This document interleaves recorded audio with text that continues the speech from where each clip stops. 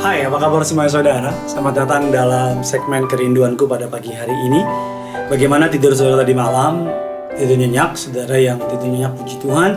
Saudara yang tidak bisa tidur, ingat bahwa Tuhan memberikan waktu untuk bekerja dan Tuhan memberikan waktu untuk beristirahat. Beristirahatlah karena Tuhanmu tidak akan pernah tinggal diam dalam menolong dan memelihara saudara.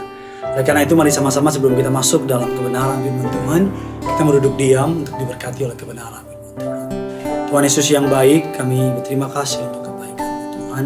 Kami mau siapkan hati kami sambut kebenaran firman-Mu. Pakai hamba-Mu untuk boleh menjadi berkat melalui hidup pelayanan yang dipercayakan kepada hamba-Mu. Jemaat-Mu diberkati dan mengalami perjumpaan dengan Tuhan. Di dalam nama Tuhan Yesus kami berdoa dan mengucap syukur. Amin. Kita akan membahas sebuah renungan. Judul renungan pada hari ini adalah mengalami keajaiban Tuhan. Mengalami keajaiban Tuhan. Israel pernah berada di sebuah titik penyeberangan di antara padang gurun serta tanah perjanjian. Di tengah-tengah mereka, kita kenal, kalau sudah lihat di peta, terdapat sungai Yordan yang memisahkan. Sungai Yordan di Alkitab sering kali disebut, dan kalau sudah mempelajari, sungai Yordan melambangkan apa? Sungai Yordan melambangkan sebuah tempat transisi yang akan membawa kita kepada kemajuan. Yosua membawa Israel dari padang gurun kering masuk ke tanah perjanjian yang penuh kelimpahan. Demikian juga Tuhan rindu membawa saudara di tahun ini memberkati dengan kelimpahan serta memperluas impact dalam hidup kita untuk kemuliaan bagi namanya. Sungai Yordan merupakan tempat transisi di mana Elia menyerahkan jubahnya kepada Elisa sekaligus menandakan mulainya pelayanan Elisa sebagai penerus dari Nabi Elia. Nabi Elisa mampu melakukan mukjizat 2 kali lipat lebih banyak daripada Elia. Demikian juga Allah ingin memberkati pekerjaan kita supaya kita bertumbuh lebih dahsyat lagi. Bukan hanya 2 kali lipat, tapi 3, 4, atau mungkin berpuluh-puluh kali lipat sesuai iman saudara. Selain itu sungai Yordan juga menjadi tempat di mana lokasi Yesus dibaptis. Sekaligus menandakan sebuah awal dimulainya pelayanan yang luar biasa. Awal transisi yang baru. Demikian juga Tuhan ingin melakukan sesuatu yang baru serta yang indah di tahun yang baru ini bagi kita. Itulah sebabnya sungai Yordan disebut sebagai lambang tempat transisi. Semuanya hanya bisa terjadi saat ini. Seperti halnya Israel mampu melewatinya dengan baik. Saya berdoa saudara sedang berada di masa-masa transisi dan sedang masuk ke dalam berkat yang luar biasa. Yosua 3 ayat yang pertama mengatakan, Yosua bangun pagi-pagi lalu dan semua orang Israel berangkat dari Sitim dan sampailah mereka ke sungai Yordan, maka bermalam mereka di sana sebelum menyeberang. Yosua memerintahkan orang Israel melakukan beberapa hal persiapan untuk bisa menyeberang ke tanah perjanjian dengan baik. Demikian juga di awal tahun ini, mumpung masih bulan kedua, saudara, Tuhan juga memerintahkan kita untuk melakukan sebuah persiapan. Persiapan apa yang Tuhan mau untuk kita masuk ke dalam tempat yang Tuhan sudah siapkan. Yang pertama, Alkitab katakan demikian. Yosua 3 ayat yang kelima. Berkatalah Yosua kepada bangsa itu, kuduskanlah dirimu, sebab besok Tuhan akan melakukan perbuatan yang ajaib di antara kamu. Melihat sungai Yordan yang meluap arus derasnya akibat hujan, otomatis hambatan di depan mata membuat mereka teringat kepada situasi nenek moyang mereka ketika nenek moyang mereka keluar dari tanah perbudakan Mesir. Mereka terperangkap di Laut Merah, tidak dapat menyeberangi. Terkadang kita mungkin berpikir kalau Tuhan di pihak kita, mengapa Tuhan mengizinkan ada rintangan yang begitu besar menghalangi langkah kita. Mungkin terkadang kita berpikir kalau memang Tuhan mau saya melakukan ini, kenapa sih masa ini susah banget? Kenapa kayaknya lebih gampang melakukan yang bukan kehendak Tuhan? Kenyataannya bahwa Tuhan sedang menanamkan sebuah pemikiran atau nilai-nilai rohani kepada setiap kita, bahwa kita diciptakan lebih daripada pemenang. Kita mampu melewati rintangan-rintangan dalam hidup kita untuk sampai ke tanah perjanjian kita. Tuhan ingin kita belajar prinsip kerohanian, yaitu untuk berhasil di tanah perjanjian bukan karena kemampuan kita, bukan karena bersandar kepada kekuatan kita, pada kepandaian kita, tapi melainkan kepada keajaiban Tuhan. Oleh karena itu kita perlu memahami bahwa harta benda kita ada batasnya, tapi tidak dengan kuasa Tuhan. Oleh karena itu Tuhan meminta kita cuma satu, menguduskan diri kita.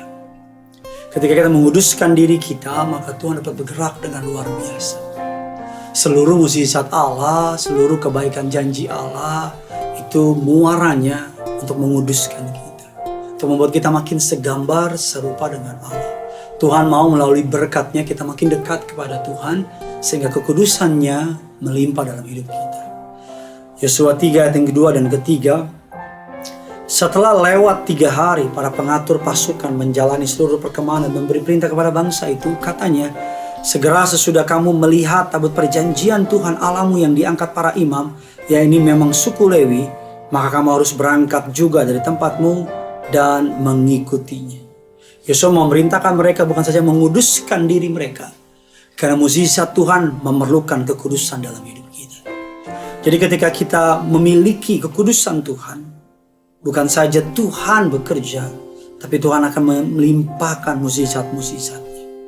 Alkitab mengatakan Yeremia 33 ayat yang ke-6, sesungguhnya aku akan mendatangkan kepada mereka kesehatan dan kesembuhan.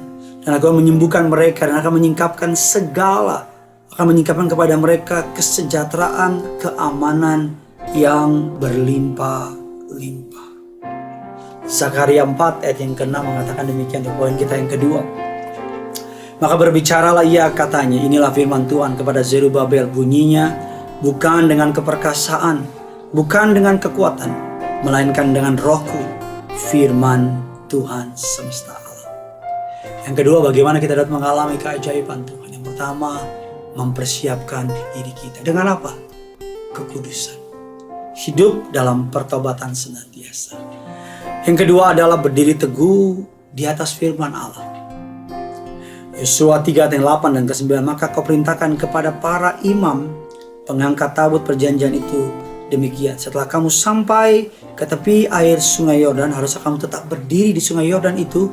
Lalu berkatalah Yosua kepada orang Israel, datanglah dekat dan dengarkanlah firman Tuhan Allah. Pegang firman Allah, berdiri teguh di dalam firman-Nya. Saat menunggu keajaiban Tuhan, berdiri teguh di atas firman-Nya. Saat menunggu jawaban doa dari Tuhan, berdiri teguh di atas firman-Nya. Saat keadaan gelap dalam hidupmu, berdiri teguh di atas firman-Nya. Mukjizat mulai terjadi bagi bangsa Israel ketika mereka berjalan beberapa kilometer dari tempat di mana mereka berdiri. Artinya aliran sungai sudah terputus beberapa kilometer jauhnya. Kalau saudara lihat ini tempat mereka berdiri, saudara, kan gak langsung stop di sini, tapi udah di puluhan kilometer di sana stop. Kadang-kadang kita nggak tahu bahwa sebetulnya Tuhan udah berikan kemenangan, tapi karena masih ada air, kita pikir iblis masih menang dan masih berkuasa, sehingga kita ketakutan.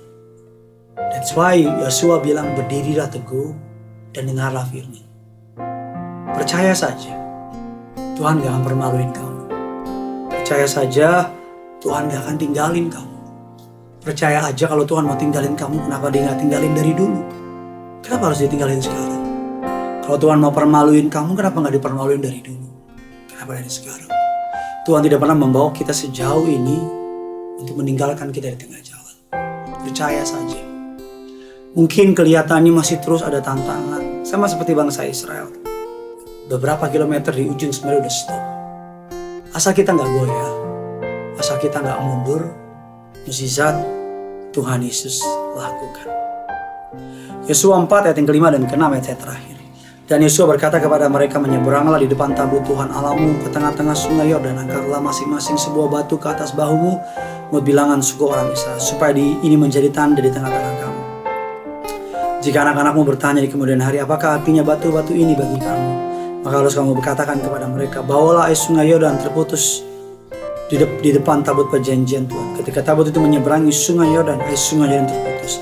Sebab itu batu-batu itu menjadi sebuah peringatan bagi orang Israel untuk selama-lamanya.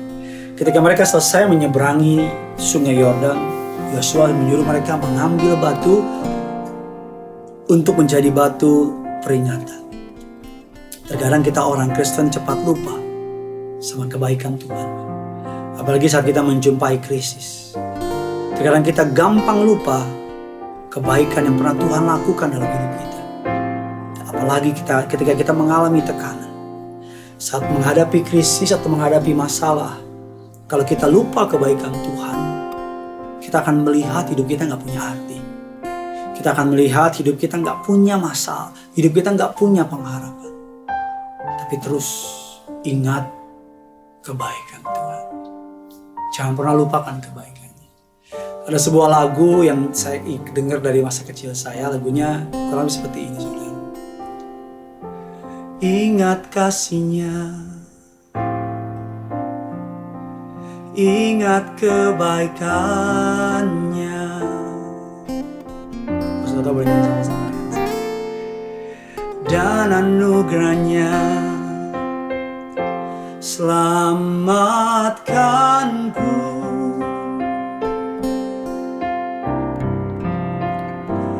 Kasih-Nya setinggi langit. Kasih Allah pada kita. Besar kasih Allah pada kita. Yuk sama-sama kita angkat lagi. Ingat kasih-Nya, ingat kebaikan. Ingat kasih-Nya, ingat kebaikan-Nya, dan anugerah-Nya selamatkanku.